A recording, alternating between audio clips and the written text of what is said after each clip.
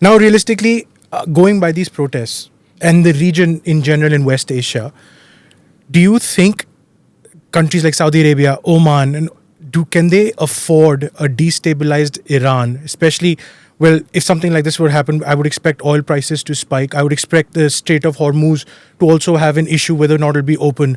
Don't you think that these countries have extensive lobbying power now to talk to the Trump administration and not go for some sort of a kinetic action which could decapitate the Khomeini leadership and maybe then, lurch the country into a crisis that could have wide geopolitical ramifications? So I know that Saudi Arabia and all, they have the issues with Iran, they have the issues with the nuclear policy, but do they want a destabilized non-Khomeini Iran where the future is up in the air, who takes over? And an IRGC could take over, which could be completely against Saudi Arabia. Absolutely. This is a very important question you raise. And in fact, this is why the worry of the GCC countries. They are very worried about an American attack. America is thousands of miles away from Iran.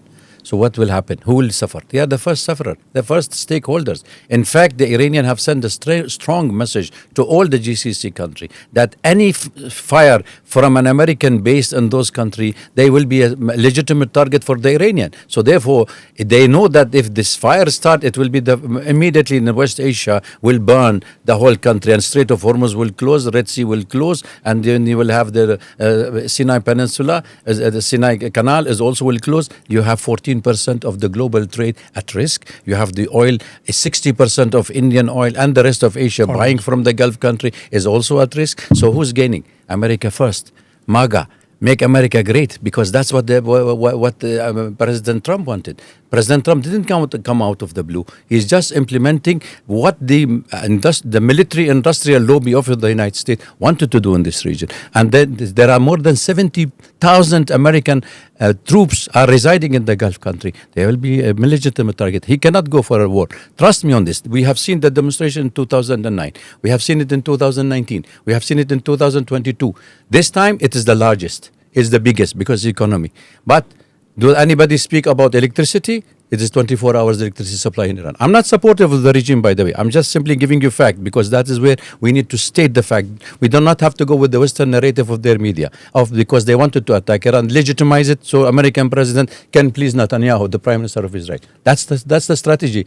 America, if you look at the commonality between America and Iran, you will find there are so much of common between them rather than their opposite. It was the watchdog for the American interest in the GCC during Shah time, immediately after the Islamic Revolution. So Islamic Revolution came anti-Israel, and Israel wanted to make sure that all these countries neighboring Israel are dismantled, disintegrated, and no military threat to Israel's existence. So therefore, it's not, let us remember something, that it's not the Iranian revolution or regime wanted to change. It is the total destruction of the infrastructure of Iran has to go by the American. Why they didn't do it in Venezuela?